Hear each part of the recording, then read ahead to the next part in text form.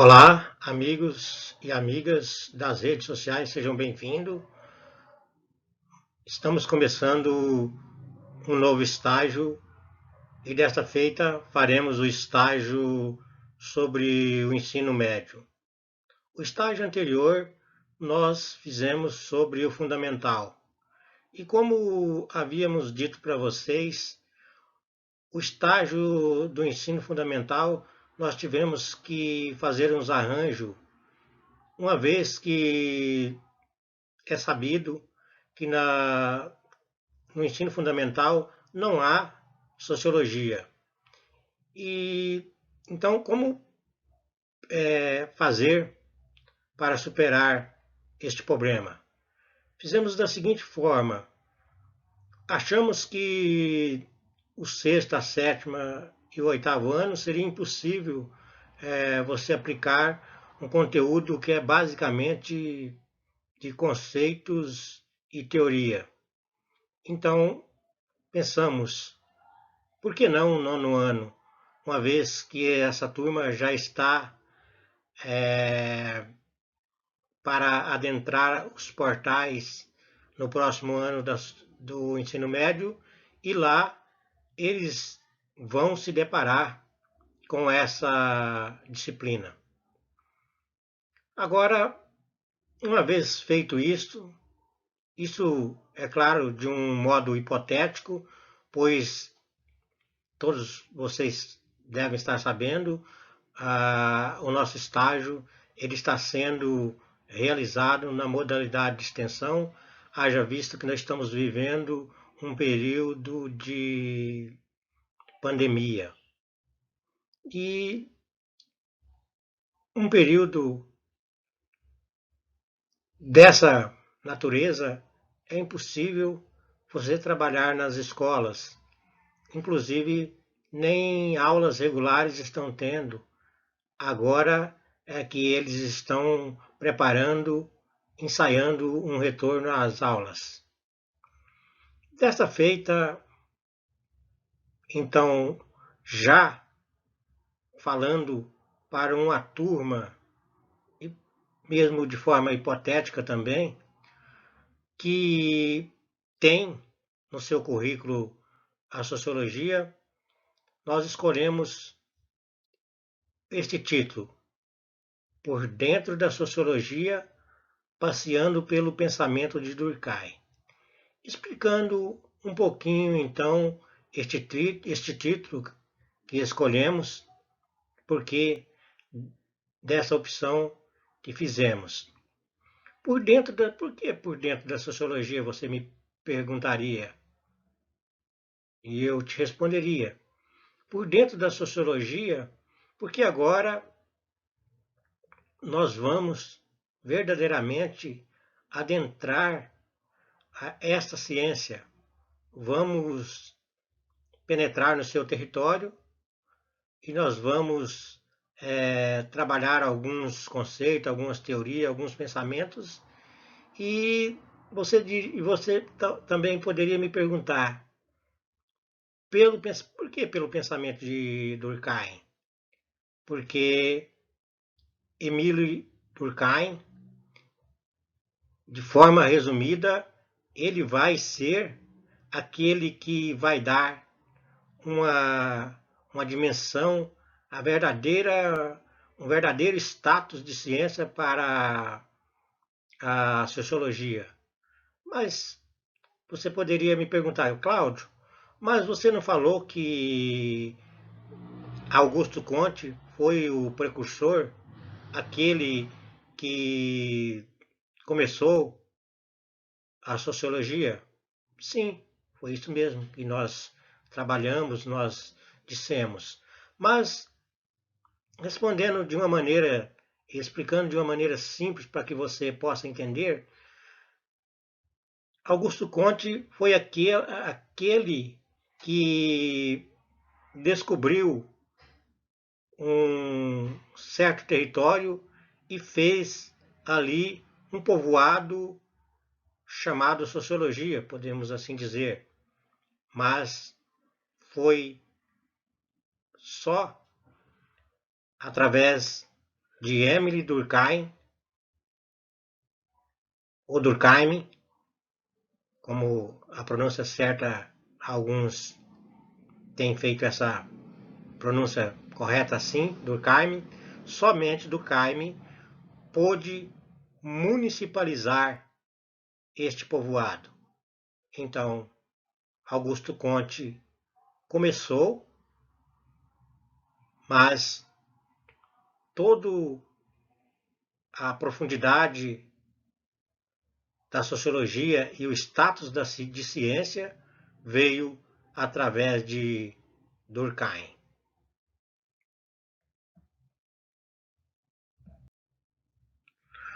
Qual o contexto histórico em que viveu Emily Durkheim? Nós podemos dizer para você que Emily Durkheim, quem foi Emily Durkheim? Emily Durkheim foi um sociólogo, filósofo e antropólogo. Veja só. Então, Emily Durkheim, ele foi um estudioso da mais alta categoria. Ele tinha 3 formações. Ele era filósofo, ele era antropólogo e se tornou um sociólogo. Ele vai ser aquele que vai dar o status, então, de sociologia. Ele que vai escolher o objeto e mais nós vamos falar, então, sobre a importância deles. Vocês vão descobrir à medida que nós vamos avançando pelo conteúdo. Então, ou logo, Emily Durkheim foi um pensador de muita categoria, embora nós tenhamos algumas restrições, e é claro que todo ser humano ele é imperfeito. Durkheim é considerado um pensador, de certa maneira, conservador, ortodoxo, podemos dizer assim, mas ele foi, então, um pensador que foi considerado o pai da sociologia francesa. Ele trouxe para essa ciência elementos como a pesquisa quantitativa para embasar os estudos. Veja só. Então, ele vai trazer elementos para embasar seus estudos. Também conseguiu que a sociologia fosse considerada uma disciplina acadêmica. Com ele será o primeiro a lecionar numa escola na França sobre a sociologia. Considerado o fundador da sociologia pelo fato de ter sido o primeiro a criar um método sociológico que ele distinguiu a sociologia das demais ciências humanas. O pensador também ocupa, junto a Karl Marx e a Max Weber, a tríade da sociologia clássica. Quando nós enfatizamos que Emile Durkheim foi um pensador da mais alta categoria, então nós podemos dizer que ele foi um clássico. E junto, um clássico das ciências sociais, um clássico da sociologia, junto com simplesmente só com Karl Marx e com Max Weber. Ele formou a tríade da sociologia clássica. Mas eu quero até me desculpar, porque não sei se nas aulas anteriores a que eu trabalhei com Augusto Conte, eu tinha para mim que Augusto Conte era também um clássico, mas não. Augusto Conte não é clássico e esses são apenas esses 3 que são considerados clássicos. Augusto Conte, Karl Marx e Max Weber, que formam a tríade da sociologia clássica. E o que ele escreveu? podemos dizer que Durkheim foi um escritor que produziu bastante. Ele nasceu em 15 de abril de 1858 na cidade de Epinal, na região da Alsácia francesa, que correspondia ao território francês, é claro. Se a Alsácia estava na França, então logo, contudo, porém, só pode ser um território francês. David M. Durkheim era membro de uma família judaica tradicional. Durkheim era descendente de uma família de rabinos e iniciou seus estudos filosóficos na Escola Normal Superior de Paris, concluindo os seus estudos na Alemanha. Émile Durkheim foi um dos responsáveis por colocar a sociologia em pauta nas escolas e universidades. Suas pesquisas sobre educação, religião, criminalidade e morte contribuíram para que a disciplina fosse elevada à ciência social. E ele também cursou Direito e Economia na Escola Normal Superior de Paris. Veja só, como era intelectual.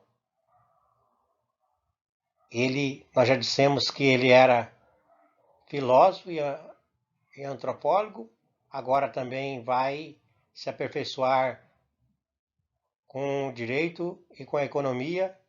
Então, em síntese, ele era formado em 5 ciências. Segundo Émile Durkheim, as universidades e a educação básica francesa precisava de uma nova estrutura, pois elas estavam amplamente embasadas na literatura e na filosofia, mas pouco importavam com essa ciência. Essa ideia de valorização científica esteve com ele em sua trajetória acadêmica pela sociologia, pois o teórico visava, ao criar um método sociológico, a uma ciência humana que de fato tivesse o mesmo rigor das ciências da natureza. No início da sua trajetória acadêmica, o pensador, e é claro que todos nós, todos aqueles que ascendem, que vai pelo caminho intelectual, ele vai ser influenciado por alguém. Alguém já disse que a humanidade e os sábios são construídos no ombros de gigantes. Sim, eles vão subindo. Ninguém vai ser alguém sozinho. E mais do que isso, é Durkheim mesmo que vai dizer que sobre esse poder que a sociedade exerce sobre o indivíduo. Então, além do direito à economia pela filosofia, ele foi professor de filosofia na escola básica francesa, foi influenciado pelo psicólogo alemão Wilhelm Wundt, que criou um centro de pesquisa psicológica chamado de Laboratório da Psicologia Experimental.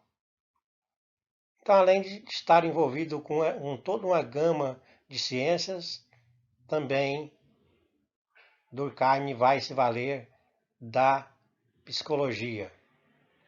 Durkheim também foi influenciado pela antropologia que surgiu na Europa no começo do século XIX por meio das teorias do biólogo inglês Herbert Spencer.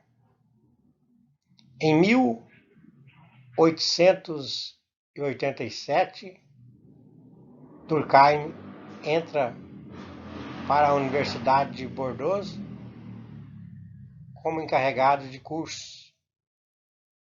E foi justamente nessa instituição que ele criou a primeira cadeira de sociologia no ensino superior.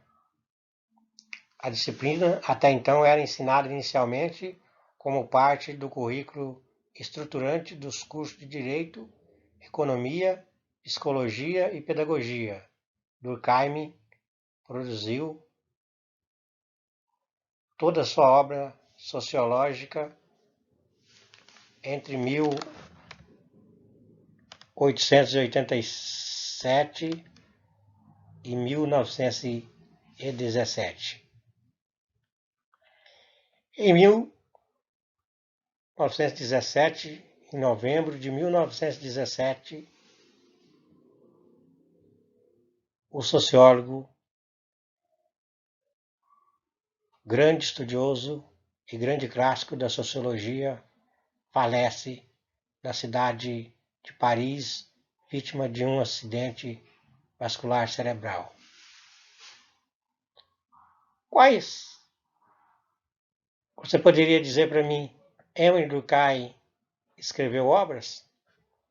Claro que seria uma pergunta muito simples, eu diria que sim, bastante obras. A seguir, vamos listar alguns dos livros de sociologia que Durkheim escreveu. Eles compreendem grande parte do trabalho teórico que compõe a sociologia considerada clássica. Em 1889, no ano 1889, ele escreveu Elementos da Sociologia. Em 1893, ele vai escrever A Divisão do Trabalho Social. Já as regras do método sociológico foram escritas em 1895.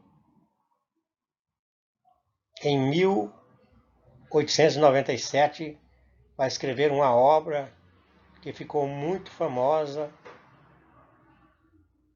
sobre o suicídio. E em 1912, ele vai escrever As Formas Elementares da Vida Religiosa. As Formas Elementares da Vida Religiosa, portanto, foi escrita em 1912. Ele também, no rol das suas obras, consta algumas publicações póstumas, ou seja, obras que foram publicadas após a sua morte. E dentre elas estão 4 obras: Educação e Sociologia, em 1922, Sociologia e Filosofia, em 1924, Educação Moral, 1925, e O Socialismo, em 1922.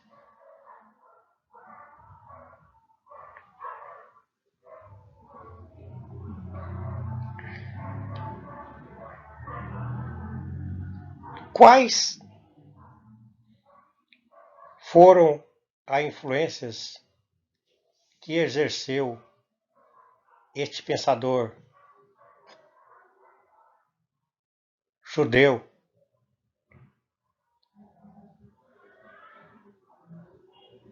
Émile Durkheim?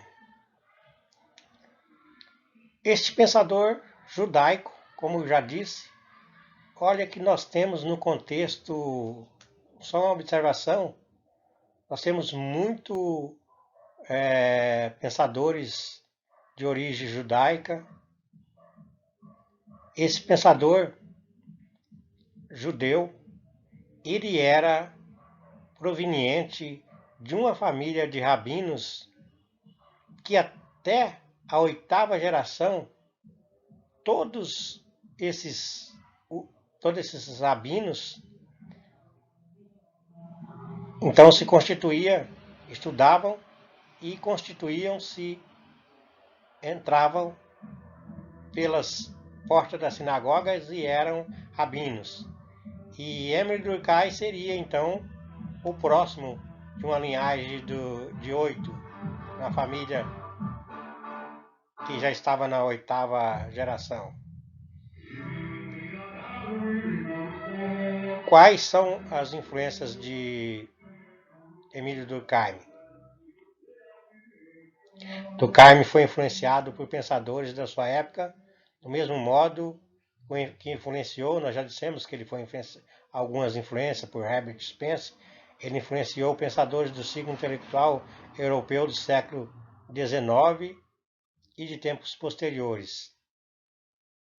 Entre suas influências podemos citar já citamos o biólogo teórico liberal e pai da antropologia Herbert Spencer.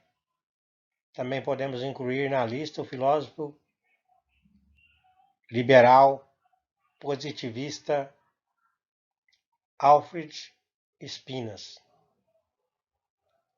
Além de Spencer e Spina, Durkheim também foi influenciado diretamente pelo filósofo francês, considerado pai da sociologia,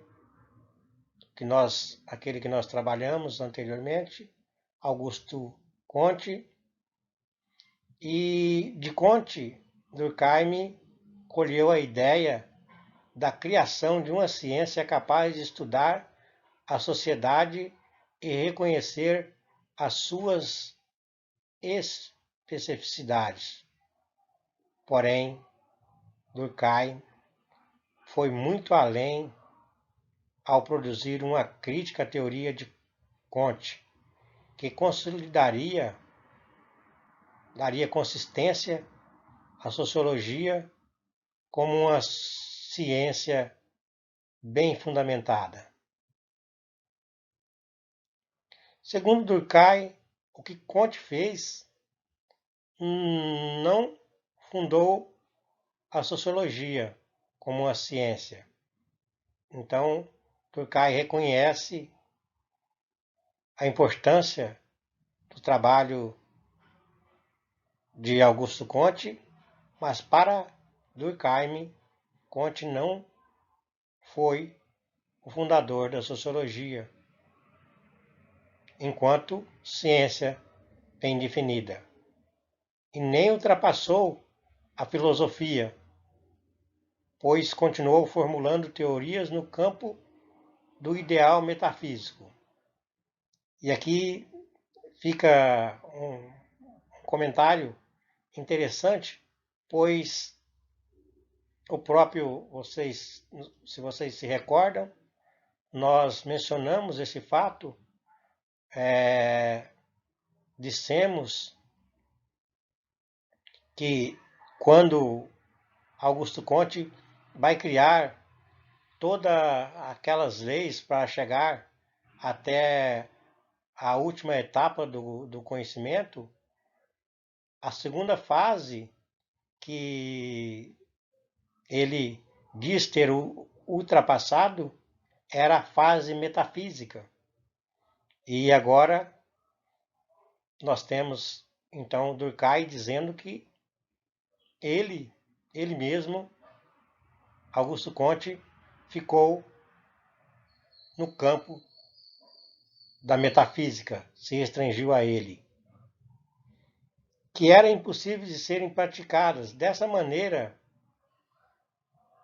Durkheim buscou fundar um método baseado e reconhecido dos fatos para inaugurar uma sociologia bem estruturada.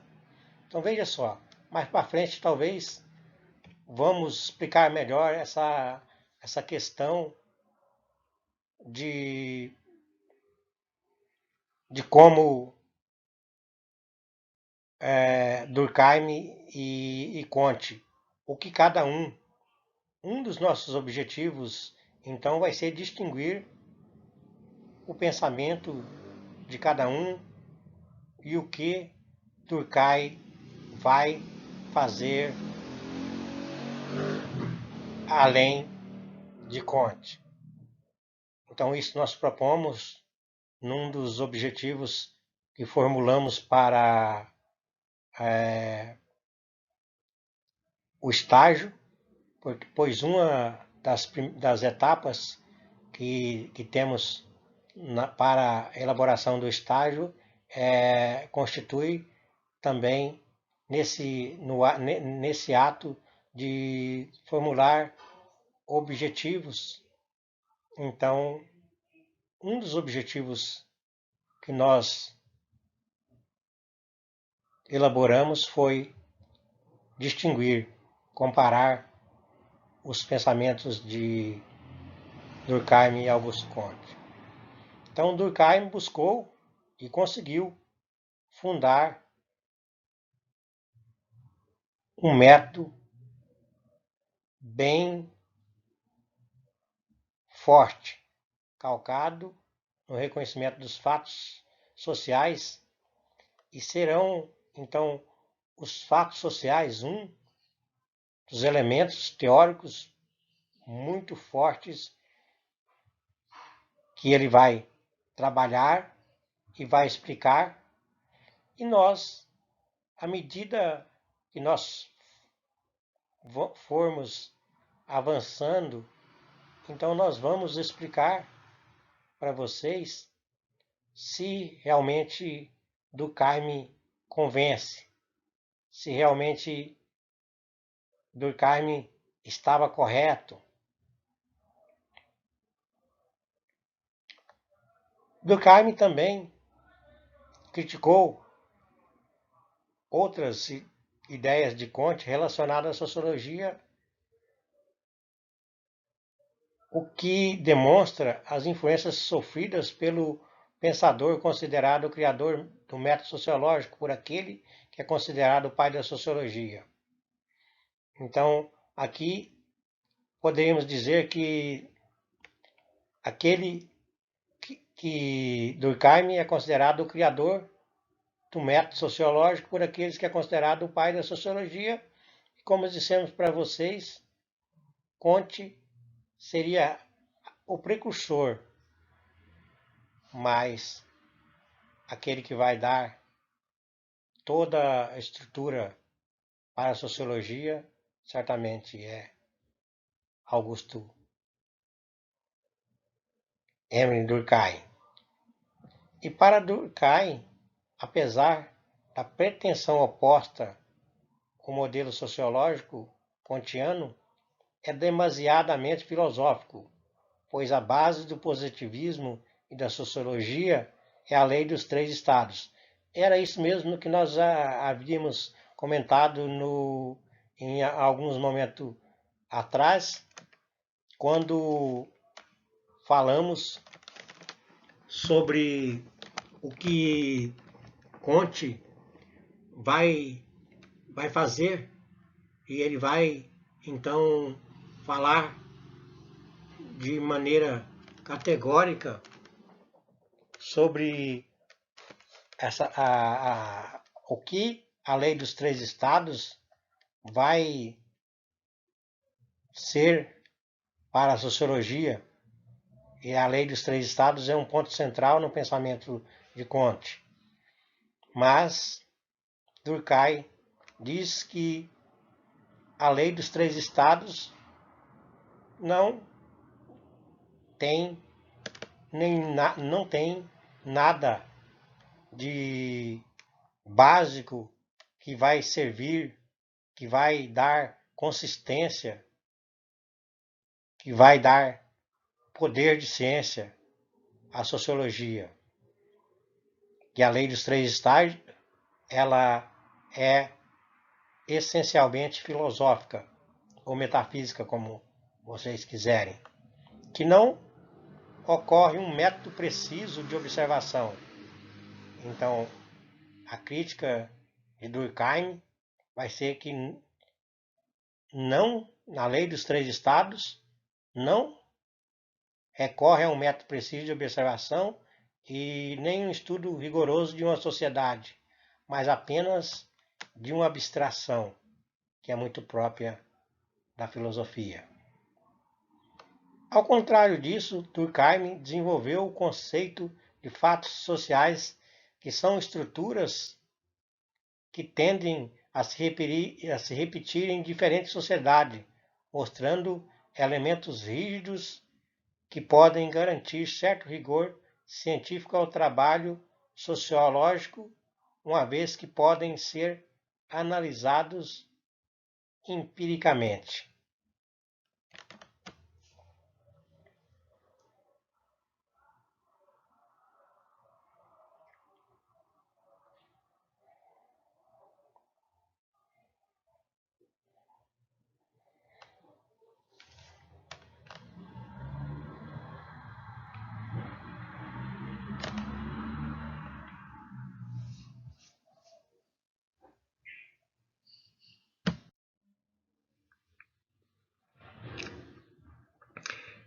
Então, nós mostraremos para vocês um vídeo para que ele venha a contribuir de modo significativo para elucidação e esclarecimento daquilo que nós vamos ensinar a vocês.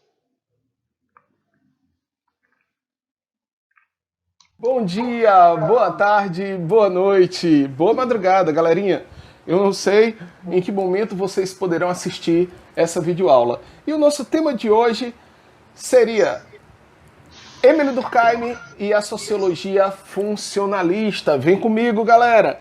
Gente, Émile Durkheim, ele sofre sim a influência de Augusto Comte, só que ele inaugura a sua sociologia, o seu método, e é reconhecido em vida, ok? O que é muito interessante. Émile Durkheim, ele faz uma proposta, e essa proposta dá muito certo, e acaba sendo conhecida como sociologia funcionalista. Como assim, tio Valber, é sociologia funcionalista? Gente, a sociologia funcionalista vem na ideia de funcionalidade, ou seja, é pensar uma sociedade, é refletir sobre essa sociedade, é como se fosse o organismo humano e todos os seus sistemas que estão interligados, tá? Funcionando de forma harmoniosa. Claro que ele também estudou a falta de harmonia, entraremos já nesse assunto. Émile Durkheim, ele tem uma premissa, pessoal, que vai dizer o seguinte, que os fatos sociais influenciam a sociedade. Ou seja, o fato social, ele influencia o comportamento social. Exemplo, no caso de uma greve de policiais, sabemos que os policiais são uma categoria que não pode fazer greve. No entanto, dependendo da situação, da estrutura econômica, política e as condições de trabalho, isso pode ocorrer. Aqui em Fortaleza ocorreu. O que é que aconteceu? Consequentemente, o fato social foi a greve. Qual foi a mudança? Mudança de comportamento social, tá? A mudança na sociedade. As pessoas não saíam nas ruas com medo de serem assaltadas. Até mesmo porque foi divulgado que poderia ocorrer arrastões e etc. Então, as pessoas mudaram seu comportamento. Ô tio Valber, me dá outro exemplo de fato social.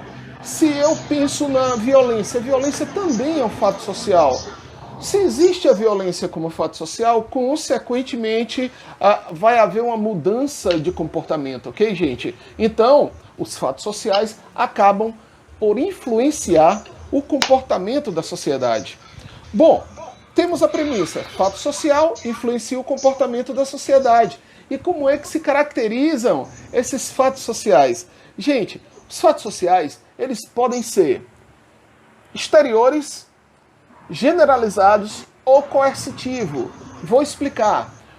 A exterioridade significa dizer que o fato ele vem de fora, ele é exterior ao indivíduo e ele vai influenciar o comportamento de toda a sociedade, ok? O fato, quando eu chamo de generalizado, eu quero dizer que ele não ocorre só comigo, ele ocorre com todos. É como se um médico desse um diagnóstico de câncer. Olha, o sujeito está com câncer e teve metástase. Então, o câncer ele se espalhou. O fato social, da mesma forma, ele se espalha em toda a sociedade, atingindo a todos, ok? Então, eis aí a generalidade. O fato social ele é generalizado. E tio Valber, e o coercitivo? Bom, coercitivo é interessante. Coercitivo, ele tem a ver com obrigatoriedade. E tem muito a ver com as regras da sociedade. Veja bem, se beber, não dirija. Então, eu não posso beber e dirigir. Se for dirigir, coloque cinto de segurança. Se isso não ocorrer, eu posso ser multado. Então, veja bem, eu tenho uma obrigação de cumprir com aquela norma. Caso contrário, serei punido. Essas obrigações têm muito a ver com as regras, com as normas da sociedade. Então, é uma característica também do fato social, seria essa obrigatoriedade, ok? É a coercitividade. Portanto, temos exterioridade, generalidade e coercitividade como características dos fatos sociais. Gente, Durkheim também, essa figuraça aqui, olha só, essa figura aqui, esse intelectual, ele também vai estudar como funciona a interação social, certo? Como funciona esses laços, como os indivíduos eles interagem. Então o Durkheim ele vai chamar essa interação, esses laços sociais de solidariedade. Ele vai destacar dois tipos de solidariedade. Quando ele destaca os dois tipos de solidariedade, ao mesmo tempo, ele acaba estudando como funciona aquela sociedade. Então, as solidariedades, elas podem ser mecânicas ou orgânicas, tá? A solidariedade mecânica, Durkheim fala, quando os laços sociais, eles estão muito mais próximos. Por exemplo, se nós pensamos numa pequena comunidade, se nós pensamos numa sociedade pequena, como no interior, até bem pouco tempo atrás, todo mundo se conhecia. Você conhecia a sua amiga, que era filha do padeiro, o seu João, que era casado com Dona Maria, tá? A Dona Maria, ela é vó de um conhecido seu muito próximo, quer dizer, você conhecia todo mundo, consequentemente as relações sociais, elas são bem mais próximas, elas são bem mais sólidas, ok? Bem sólido. Então, essa é uma característica da solidariedade mecânica. Existe também a solidariedade orgânica, ou seja, essa interação, ao invés de ser bem sólida, não, ela é fluida, tá? Por quê? Porque nós não estamos mais pensando em uma pequena sociedade. Estamos pensando numa grande metrópole. Estamos falando de uma megalópole, onde é cada um por si, tá? As pessoas, elas já não interagem tanto. Tem um estilo de vida muito mais individualizado. Chamamos isso, gente, de estilo single de viver, tá? Single vem da palavra sozinho, ok? Então, nós partimos de uma perspectiva bem mais individualista, individualizada, ok? Diferente da solidariedade mecânica, que os laços são mais sólidos. Na solidariedade orgânica, os laços são mais fluidos. Reina muito mais aí a individualidade. Gente, como vivemos numa megalópole, né, numa grande metrópole, podemos considerar assim, Fortaleza é a quinta capital do Brasil, então podemos falar dessa solidariedade bem mais orgânica, ok? Perdão. O que ocorre? Ocorre nessas sociedades quando o indivíduo ele não está vivendo harmonicamente de acordo com as regras sociais, de acordo com as normas sociais, com aquele padrão da sociedade, ele pode entrar no estado de anomia social, pessoal. A palavra anomia social significa doença social, desequilíbrio social. Vamos pensar um pouquinho sobre isso. Durkheim fica preocupado e ele acaba por estudar o suicídio. Olha que tema pitoresco, né? Que tema diferente. Estudar o suicídio? Sim, Durkheim ele acaba sustentando a tese de que o suicídio também possui causa social, tá? Apesar de também ter uma relação com o pessoal, com o individual, ele também possui causa social. Por exemplo, ele vai dividir 3 tipos de suicídio: o suicídio egoísta, o suicídio altruísta e o suicídio anômico. Tio Valber, fala um pouquinho sobre esses 3 tipos de suicídio. Gente, o suicídio egoísta tem a ver com o enfraquecimento desse laço social, tá bom? A palavra egoísta vem de ego, vem de eu. Então o indivíduo, ele começa a se desligar, né? A enfraquecer esses laços sociais, e aí ele pode ter uma decepção moral muito grande, ele pode também ter um desamparo social muito grande, tá certo? Isso acaba causando nele, digamos assim, situações em que ele já se sente desligado dessa sociedade, tá? Então, ele pode cometer o suicídio, chamamos isso de suicídio egoísta. Ele também tem a ver com a passionalidade do indivíduo, né? O indivíduo perde uma mãe, o indivíduo perde um pai, ou um grande amor da vida dele. Então, Durkheim categoriza dessa maneira como suicídio egoísta, que vem do ego, que vem do eu. Ele tem um valor subjetivo também bem grande, tá? Mas a causa social é eminente. Por que, tio Valber? Porque nós dependemos, muita gente vive a partir do olhar do outro. Seria um tema legal, né, para a gente analisar e fazer até uma outra videoaula sobre isso. A existência social a partir do olhar do outro. O segundo tipo, gente, seria o suicídio altruísta. O suicídio altruísta remete o indivíduo tirar a vida a partir de uma causa social, de uma causa que ele considera nobre. Se for necessário ele ter que tirar a sua vida para mostrar à sociedade, né, uma grande lição, uma grande questão social, ou então morrer pelo seu país, como ocorria com os kamikazes na Segunda Guerra Mundial. Os kamikazes japoneses faziam cartas belíssimas, tá? Se desculpando com os pais, e aí depois colocava o seu uniforme, entrava em seus aviões e ia, tá, guerrear o inimigo. Ou seja, qual era o pensamento do kamikaze? O kamikaze ele tinha como missão ser a última bala. Terminaram os mísseis, terminaram as balas, não tinha mais nada, ainda tinha porta-avião do inimigo, ele seria o último míssil. Então mirava ali no porta-avião e ia com nave e tudo, né, colocando a sua vida em xeque. Ou seja, morria de forma heróica, tá, gente? Ele morria por uma causa social. Observe os suicídios de alguns monges budistas em protesto, né, em relação eles querendo voltar à sua terra natal, Tibete. Enfim, temos aí vários casos de suicídios de monges budistas.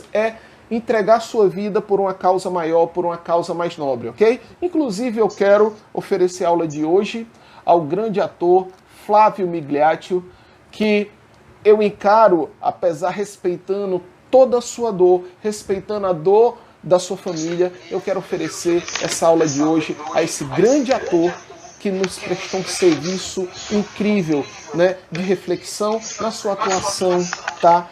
Seja na teledramaturgia, seja no teatro ou seja no cinema. Acredito que Flávio, ele está, sim, classificado nesse sentido de suicídio altruísta. Morrer como um herói, morrer para deixar uma lição, tá? Ele deixa, cuidem de nossas crianças.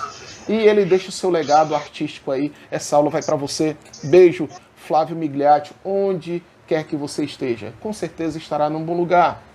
Não tenho dúvidas disso. Vamos para o último, galerinha. O último tipo seria o suicídio anômico. Suicídio anômico seria o desregramento social, a perda total dos laços sociais. Nada mais segura esse indivíduo, pessoal. Igreja, uma instituição muito importante para trabalhar os nossos laços, a espiritualidade, a família, nada mais segura, tá? O amor dos filhos, esse indivíduo, ele está patologizado, digamos assim. Eu encaro o suicídio anômico como um estado patológico, de desregramento total, de descolamento da realidade, quando o indivíduo, ele inclusive se identifica com isso. Vamos imaginar, por exemplo, um indivíduo, ele se identifica com o seu emprego de 20 anos e ele perde esse emprego. Galerinha, se liga, ele não perde só o emprego, ele perde a sua identidade. Daí esse descolamento da realidade, tá? Vale lembrar um detalhe. O assunto anomia em Durkheim, ele está muito mais ligado ao lado patológico, tá? A doença social. Porque esse tema, anomia social, ele também é trabalhado com Karl Marx. Só que Karl Marx, ele tem um outro olhar, uma outra visão. O Karl Marx, ele vê a anomia como um estado revolucionário. É aí que acontecem as tribos urbanas, né? Os punks, os hippies, enfim. É um outro tema para uma próxima aula, ok? Então, vamos encerrando por aqui a aula de hoje. Com esse passeio na sociologia de Durkheim, quando falamos dos fatos sociais, das características dos fatos sociais, dos tipos de solidariedade mecânica e orgânica, e terminamos pelos tipos de suicídio, tá? Egoísta, altruísta e anômico. Depois, poderemos também debater com vocês sobre a questão da anomia social e pegar alguns personagens, seja da literatura, seja do cinema, por exemplo, o Coringa, o Arthur, o personagem Arthur. Personagem Arthur, o Coringa, tá? Que seria inimigo do Batman ou seria um complemento do Batman, tá? Até que ponto o Arthur, Coringa, estaria num estado de anomia? Estaria num estado de anomia pelo olhar do Durkheim, patológico, ou no estado de anomia revolucionário, no olhar de Karl Marx? Essas e outras perguntas nos encontraremos no nosso próximo encontro, para que a gente possa debater de uma forma gostosa, como está sendo os nossos encontros, ok? Então até a próxima, se Deus quiser. Sobe a vinheta!